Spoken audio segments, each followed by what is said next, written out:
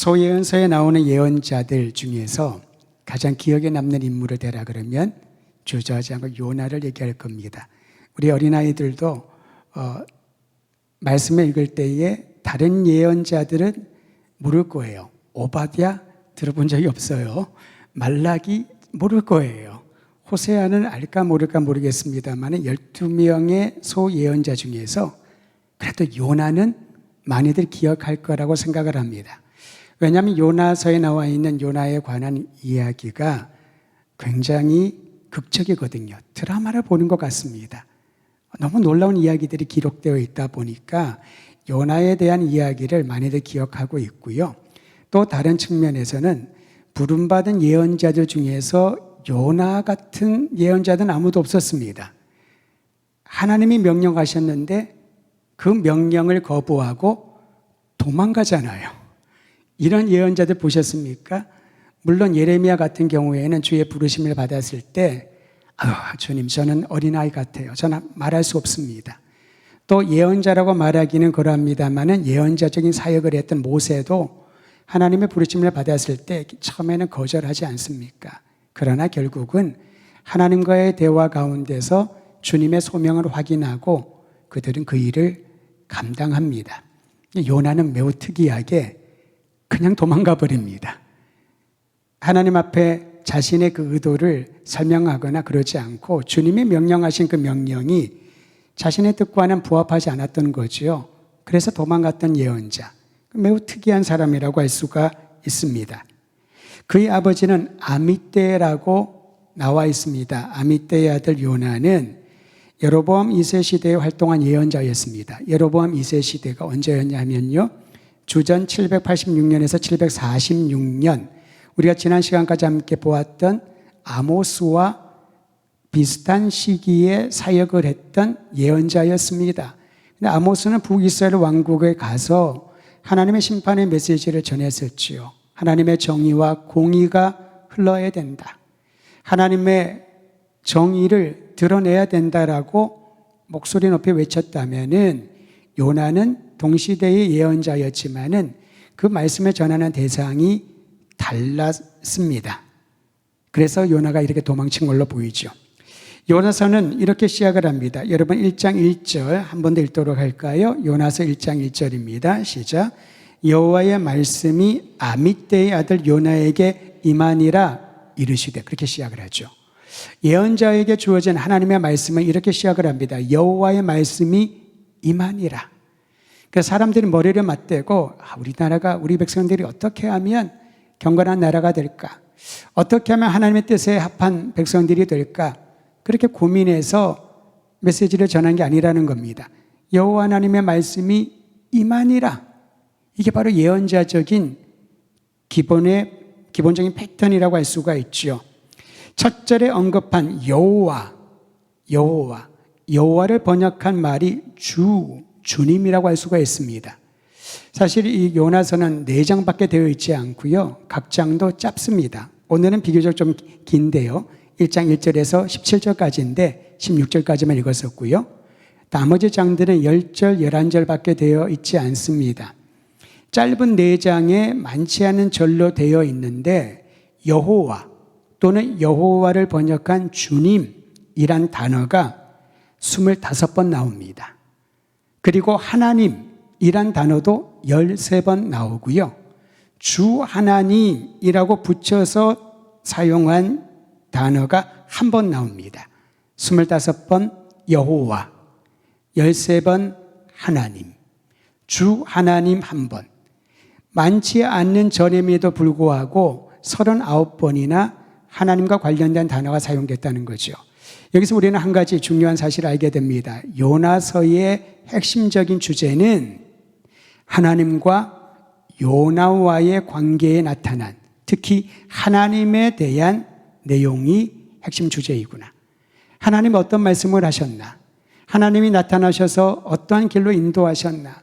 하나님이 요나의 인생을 통하여 무엇을 행하셨는가? 하나님이 요나에게 무슨 말씀을 하셨나? 하나님에 대한, 조금 더 나아가면 하나님과 요나의 대화에서 하나님의 뜻을 우리가 발견하게 된다라는 겁니다. 사실 우리가 기도 훈련을 할 때, 특히 대표 기도를 할 때는요, 용어를 반복 용어를 사용하지 않으면 좋겠다라고 얘기를 많이 해서 우리 직분자들이 아주 충실하게 훈련을 잘 받으셔가지고 그런 일이 없습니다만은 예전의 경험을 한번 떠올려 보면은 이 말의 습관이 있어가지고요. 대피 기도하라 그러면은 기도 내용 중에 거의 3분의 1은 주 하나님, 주 하나님, 주 하나님 아버지, 주여, 주여. 이 입에 말의 습관이거든요.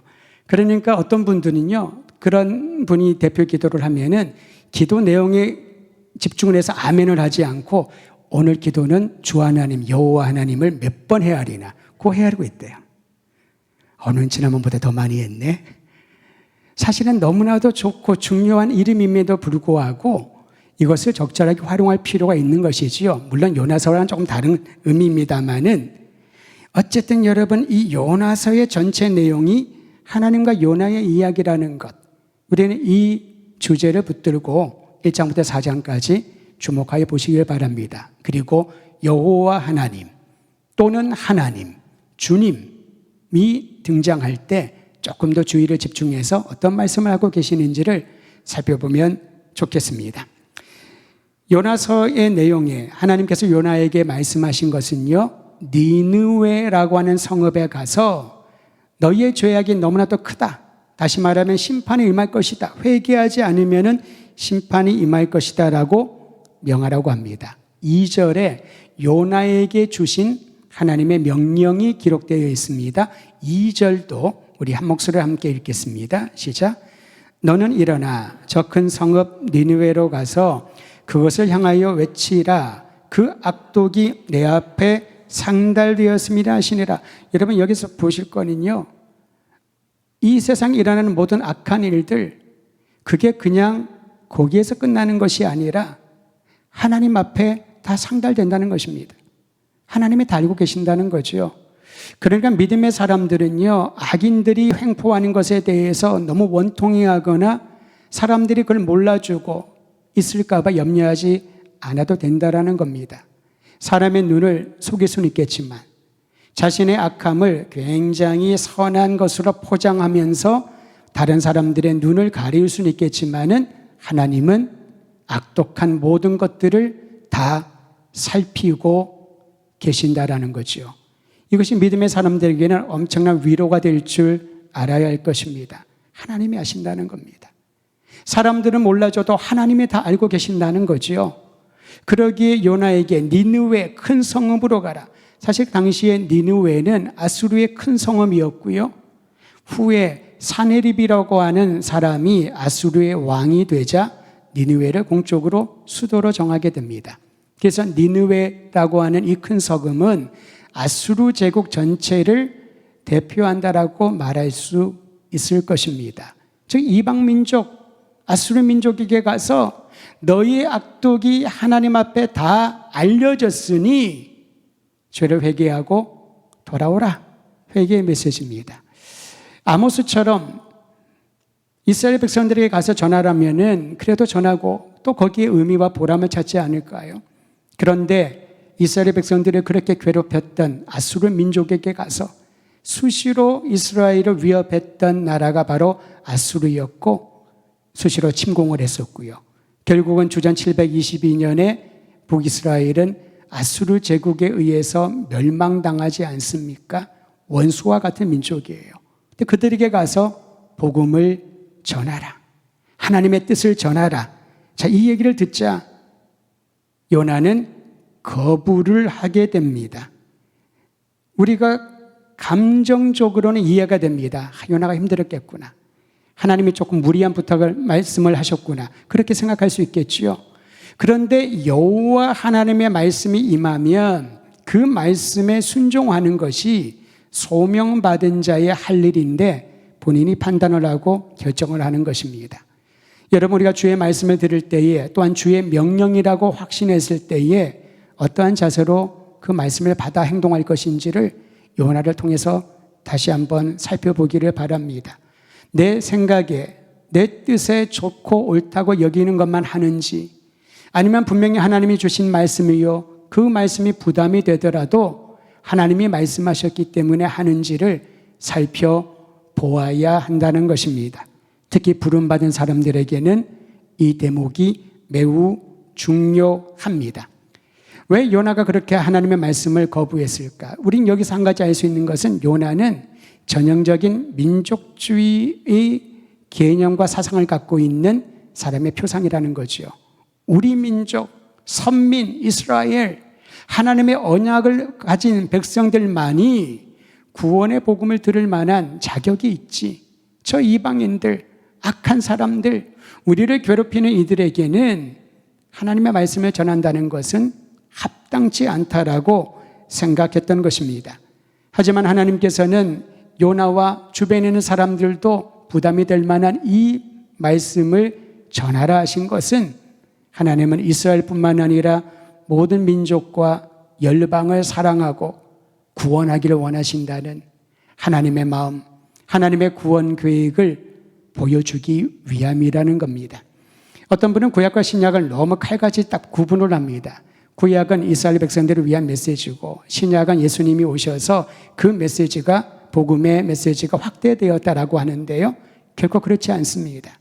구약에 보면요, 여러분 창세기부터 이 예언서까지 열방을 구원하고자 하는 모든 민족을 하나님의 자녀 삼으려고 하는 원대한 구원의 계획이 기록되어 있고요. 그 중에 대표적인 말씀이 바로 요나서인 것이지요.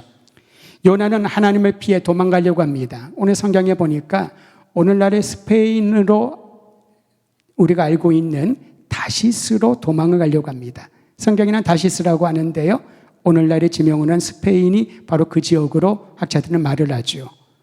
이스라엘 그 땅에서 스페인은 여러분 생각만 해도 머나먼 길입니다. 요즘도 그렇지 않습니까? 물론 비행기가 있어서 가긴 갑니다만은 유럽이나 미국을 가려면요 장시간 비행기를 타야 됩니다. 쉽지 않습니다. 그런데 그 시대에 다시스 거기로 간다는 것은요 어쩌면은 죽어서도 못 돌아올 만한 먼 거리라고 할 수가 있는데 요나는 마음을 작정을 한 겁니다. 하나님의 명령을 듣지 않으려고 그 불순종에 자신이 결단을 목숨을 건 거죠. 남은 인생을 건 겁니다. 내가 저 반대편으로 그 당시로 말하면 지구 반대편과 같은 느낌일 겁니다. 가족들과 친구들과 다시 만날 수 없는 그 먼 다시스로 가야 되겠다. 왜요? 하나님의 눈을 피해서. 아마도 요나는 그런 생각을 했나 봅니다. 멀리 가면 하나님이 쫓아오지 않으시라. 여러분 시편 139편 기억하시지요? 하늘에 올라갈지라도 하나님이 거기에 계시고 또 스올의 자리를 펼지라도 지옥까지 가더라도 주님은 거기에 계시고 누가 하나님의 눈을 피할 수 있느냐? 그런데 요나는 몰랐던 것 같습니다. 다시스로 가면 하나님은 나를 찾지 못하겠지. 우리도 그럴 때 있지 않습니까? 주님의 명령을 듣기는 부담스럽고 또 있으면서 안 하려니까 그것도 마음에 또 다른 부담이 생겨서 아예 잠수를 타거나 하나님의 눈을 피해서 멀리 도망가려고 하는 인간적인 생각들이 있지 않습니까? 요나가 바로 우리의 마음을 대변해 주는 것 같습니다. 그리고 그는 적극적으로 행동에 옮깁니다. 요나를 보면은 아주 추진력이 대단합니다. 계획을 세우지 않고요. 마음에 결정하면은 일단 움직이는 사람입니다. 그런 분들 있지 않습니까? 즉흥적인 것처럼 보이지만은 그러기에는 너무나도 결단과 행동이 체계적이라서 참 요나는 대단한 사람입니다. 다시스로 가야 되겠다. 그리고 옆바란 곳으로 내려갔더니요. 마침 기가 막히게 다시스로 가는 배를 거기서 발견합니다. 예약한 것도 아닌데. 갔더니 다시스로 가는 배가 있어요. 하나님을 믿지 않는 사람은 운이 좋았다 라고 말할 수 있겠고 그나마 하나님에 대한 신앙이 있는 사람은 하나님이 나를 위해서 예비하셨나? 아마도 요나는 두 번째보단 첫 번째가 아니었을까 싶습니다. 왜냐하면 하나님을 믿는 사람이었지만은 주님의 눈을 피해서 도망가던 과정이었기 때문에 그런 기가 막히게 내가 정말 운이 좋았다고 생각하지 않았을까 싶습니다.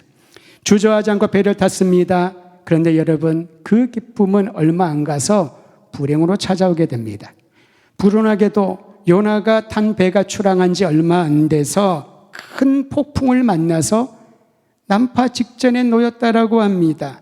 그러자 여러분 성경을 보니요 그 뱃사공들 선원들은 강력한 폭풍에 겁에 질렸다고 합니다. 뱃사람들은요 산전수전 다 겪었기 때문에 웬만한 것들은 능히 다 통과를 하지요. 태풍이 무서워서 바람이 두려워서 출항을 못하나요? 본인들은 경험치가 쌓여 있어가지고 웬만한 것들은 다 통과할 수 있는 그렇게 강인한 분들이지요. 그런데 이 태풍은 이 바람은 달랐던 것 같습니다. 그들은 겁에 질렸습니다. 얼마나 겁에 질렸는지 자신들의 신들의 이름을 부르면서 도움을 청했다라고 합니다. 뿐만 아니라 배를 가볍게 하려고 실었던 모든 물건들을 다 바다에 던져버립니다. 그래야 조정하기가 좀 편하니까요. 할 수 있는 것 다 했던 거지요. 그들이 섬기는 신들에게 도움을 청하고 배에 있는 물건들을 다 던져버리면서 어찌하든지 이 위기를 돌파하려고 애쓰고 또 노력했습니다. 그런데 그 난리 중에도 요나는 뭐라고 있었습니까? 배 밑에 들어가서, 제가 알기로는 배 밑이 더 요동할 텐데요, 배 밑에 들어가서 깊은 잠에 빠졌다라고 합니다. 아무리 여러분 깊은 잠에 잘 빠지는 숙면하는 그런 체질이라 하더라도 이런 상황에서 깨지 않는 것은 거의 기절했거나 아니면 누가 묶어두지 않으면 불가능한 일이죠. 근데 이상하게도 요나가 잠에 들었는데 깨어나지를 못합니다. 선장이 보니까 밑에 어떤 한 사람이 누워있는데, 죽은 것처럼 누워있는데 보니까 죽은 건 아니고 잠자고 있는 거예요. 그래서 요나를 깨웁니다. 그리고 그에게 말합니다. 너도 믿는 신이 있지 않니? 오늘 성경에는 보면은 너의 하나님께 기도하라 라고 말을 하고 있습니다만 선장이 하는 말이죠. 너도 믿는 신이 있지 않니? 우리처럼 네가 믿는 신에게 살려달라고 도움을 청하라 라고 강권을 합니다. 이 반대가 되어야 되지 않을까요? 요나는 예언자인데, 여호와 하나님을 믿고 섬기고 주님의 부르심을 받았던 예언자인데 오히려 이름도 알지 못하는 이방인들로 보이는 사람들이, 몇 사람들이 자신들의 신들에게 기도하고 도움을 청하는데 요나는 아무것도 하지 않고 있었던 겁니다. 오히려 그들이 요나에게 도리어 얘기를 하지요. 너의 신에게, 너의 하나님에게 기도하라 라고 말합니다. 어떻게 보면은 좀 말이 안 되는 상황이지요. 그런데도 불구하고 여러분, 요나가 그 말을 듣고 정신을 차리고 기도했나요? 요나서 1장에 보면요, 요나가 하나님께 회개하였더라, 요나가 하나님께 기도했더라, 그런 장면이 없습니다. 어쩌면 본인이 고집을 부려서 내가 하나님을 피해서 도망가고 있는데 하나님께 기도하는 것은 양심에 걸린다라고 안 했을지도 모르겠고, 또는 그 상황에서 하나님께 기도하는 게 무슨 의미가 있을까 그렇게 생각할 수도 있겠고, 각양각색의 해석이 있을 수 있겠습니다만은 요나는 아무것도 하지 않았습니다. 오히려 선장을 비롯하여 배에 타고 있던 사람들이 살아남기 위하여 이 방법 저 방법을 다 쓰고 있었던 것이지요. 결국은 배에 있던 사람들이 이러한 재앙이 누구로부터 오는지를 알기 위하여 제비를 뽑자고 합니다. 여러분, 고대에는요, 신약시대에도 이런 제비 뽑기가 있지요. 가룟 유다를 대신하여 사도로 들어올 사람을 택할 때 제비를 뽑는데, 고대 사람들에게는 이 제비 뽑기가 굉장히 일상적인 방식이었다는 거지요. 신의 뜻을 알기 위한. 우리가 말하는 어떤 운을 따라서 결정을 하는 것이 아니라 나름대로 신의 뜻이 이러한 제비 뽑기를 통하여 나타난다라고 그들은 믿고 그렇게 생활했던 것입니다. 제비를 뽑으니 결과가 요나로 나타납니다. 요나가 재앙의 원인이라는 것이요. 너무 놀랍지요. 고대의 사람들의 관습을 통해서도 하나님은 주님의 뜻을 알려주시고, 우리가 익숙한 그런 모든 생활 습관을 통해서도 하나님께서는 우리에게 당신의 뜻을 알려주시는 거지요.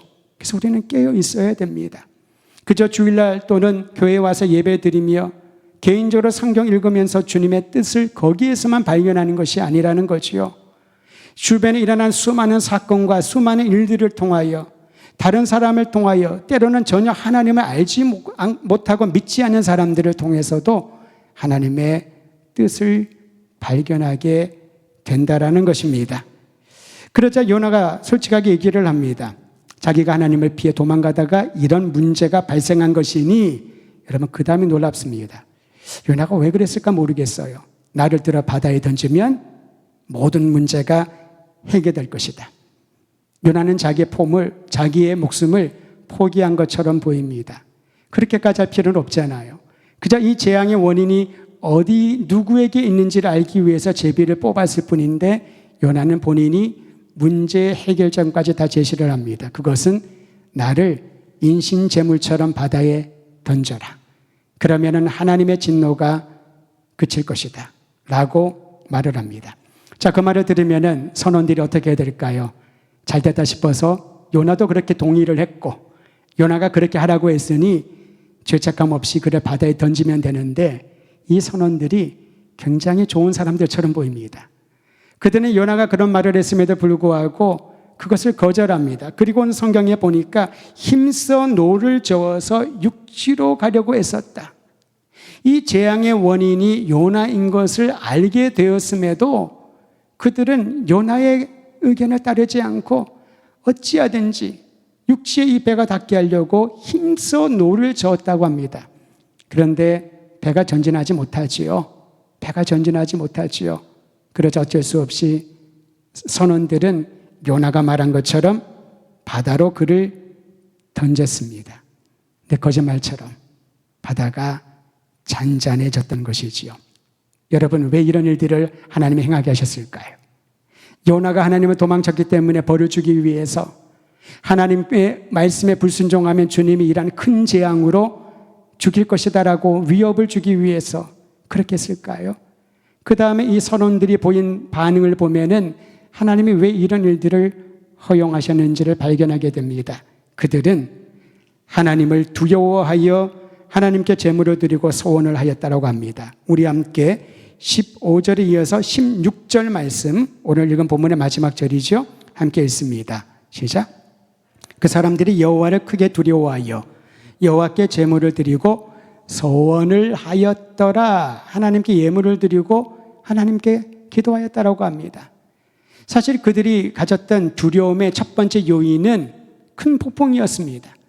지금까지 만나지 못했던 큰 폭풍, 물건을 다 던져버리고 포기하고 살아남기 위하여 얼마나 애썼습니까? 자신들이 섬기는 신들에게 간절히 도움을 청하면서 힘써 노를 저어서 그 폭풍을 돌파하려고 했는데 할 수 없었잖아요. 첫 번째 그들에게 주어진 두려움은 환경적인 두려움이었습니다. 우리도 세상살이 하면서 힘들고 어려운 환경을 만나면 얼마나 두렵습니까? 왜 나에게 이런 일이 일어나나? 왜 나에게 이런 고통은 끊이지 않는가? 많이 두렵잖아요. 그런데 이러한 환경의 두려움을 하나님께서는 하나님을 두려워하는 마음으로 바꾸어 주시는 거지요. 그 배 안에 있던 사람들 모두에게 환경의 두려움을 이제는 여호와 하나님을 두려워하며 그분께 소원하고 예배를 드리는 그러한 마음을 갖게 하셨던 것입니다. 요나의 불순종을 돌이키는 과정에서 하나님께서는 이방인들에게도 하나님을 경외하고 두려워하며 주님 앞에 나갈 수 있는 그런 계기로 만들어 주셨던 것이지요. 저는 믿음의 사람들이 이 세상 살아가면서 어려움과 역경을 겪을지라도 그 모든 과정을 본 주변의 수많은 사람들이 살아계신 하나님을 경험하고 그분을 경외하는 마음, 그분을 두려워하는 마음 갖게 되기를 간절히 소망하는 것입니다. 그러기에 여러분 한 분 한 분의 인생이 특별하고 소중하다는 것이지요. 하나님의 말씀을 받았지만 요나가 한 일은 그저 상황에 따른 본인의 본능적인 반응뿐이었습니다. 그는 하나님의 명령을 들었지만 그 명령이 싫어서 본능적으로 거부하고 도망쳤습니다.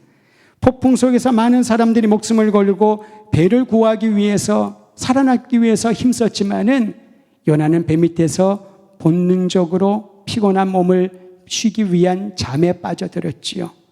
위기 앞에 사람들은 자신들이 섬기는 신들에게 도움을 청했지만 요나는 그의 육적인 본능을 따라서 하나님께 기도조차 하지 않았습니다.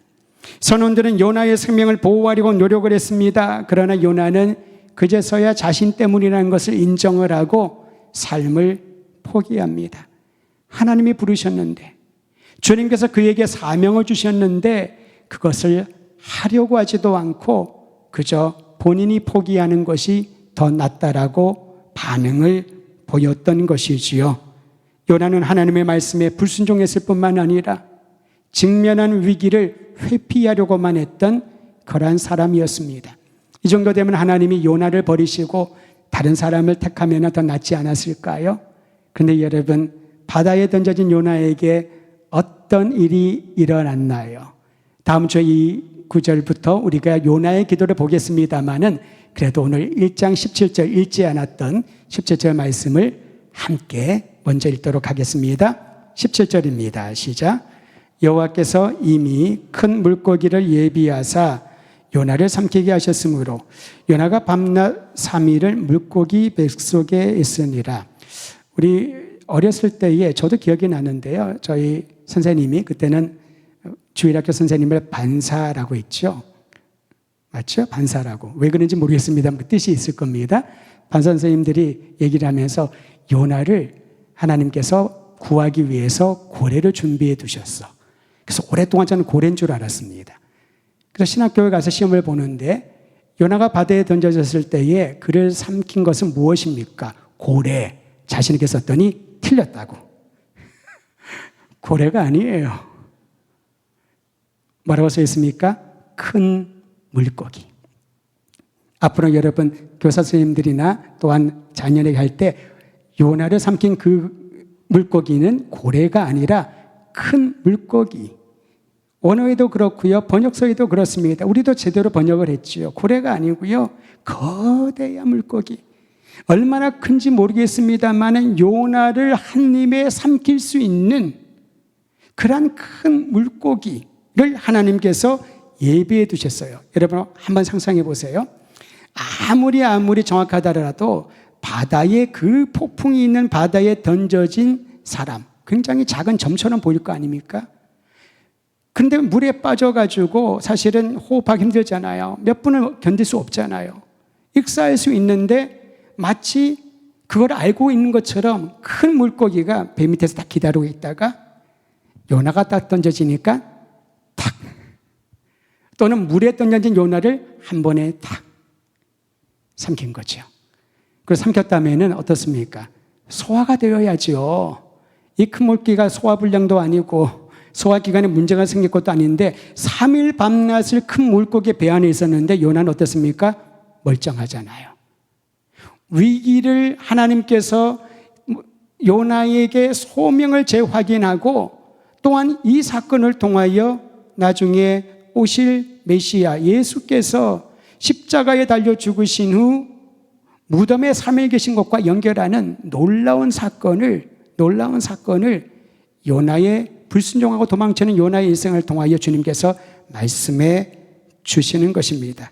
요나를 구원하기 위하여 큰 물고기를 미리 준비하신 하나님, 바다에 던져진 그 순간을 기다렸다가 정확한 장소 정확한 시간에 요나를 삼켜 그에게 또 다른 계기, 회복의 계기를 허락하시고 이방인들을 사랑하시는 주님의 메시지를 전하게 하는 하나님의 놀라운 섭리를 오늘 이 말씀을 통하여 발견하게 되는 것입니다. 말씀을 정리하려고 합니다. 우리는 요나서 1장을 통하여 몇 가지를 배울 수 있습니다. 하나님의 피해 도망치는 것은 불가능하다. 여러분 주님의 말씀에 마음에 안 들고 내가 할 수 없다고 잠수 타거나 도망가거나 피하지 않기를 바랍니다. 두 번째, 하나님의 주신 사명을 피하는 것도 불가능하다. 주님께서는 마땅히 맡길 만한 일들에게 그 사명을 주시는 것입니다. 이 사람에게 한번 사명을 줘보고 감당 못하면 딴 사람에게 옮겨가고 또 못하면 다른 사람에게 옮겨가고 주님은 그렇게 우리를 시험하는 분이 아니라는 거지요. 주님이 우리를 부르시고 우리에게 사명을 주셨을 때에 주님의 뜻이 있고 주께서 함께 하신다는 약속을 잊지 마시기를 바랍니다. 세 번째, 하나님은 그의 사람을 구원하기 위하여 정확한 때에 나타나시고 항상 우리 곁에서 지켜보시는 분이란 사실을 믿으시기를 바랍니다. 가장 중요한 건 네 번째, 하나님은 선민 이스라엘뿐만 아니라 모든 민족을 사랑하시고 구원하기로 작정하신다는 것이지요. 비록 그들이 이스라엘 백성들을 그렇게 괴롭히던 니느웨, 아수르 사람들이랄지라도 하나님의 사랑에는 예외가 없다라는 것입니다. 이 사랑에 힘입어 여러분과 제가 오늘 이 자리에 있는 것 아니겠습니까? 정말 주님을 알지 못하고 주님의 뜻을 듣지 않으려고 귀를 막고 도망쳤던 우리를 끝까지 쫓아오셔서 말씀하시고 사명을 되새겨 주시고 위로와 용기를 주시고 때로는 책망하시면서까지 포기하지 않으시는 하나님, 우리를 사랑하시는 하나님께서는 동일한 사랑으로 우리의 이웃과 주변에 있는 모든 나라들, 열방을 사랑하신다는 거지요. 이 주님을 기억하면서 여러분, 우리의 마음을 하나님께 온전히 의탁하는 시간 갖기를 바랍니다.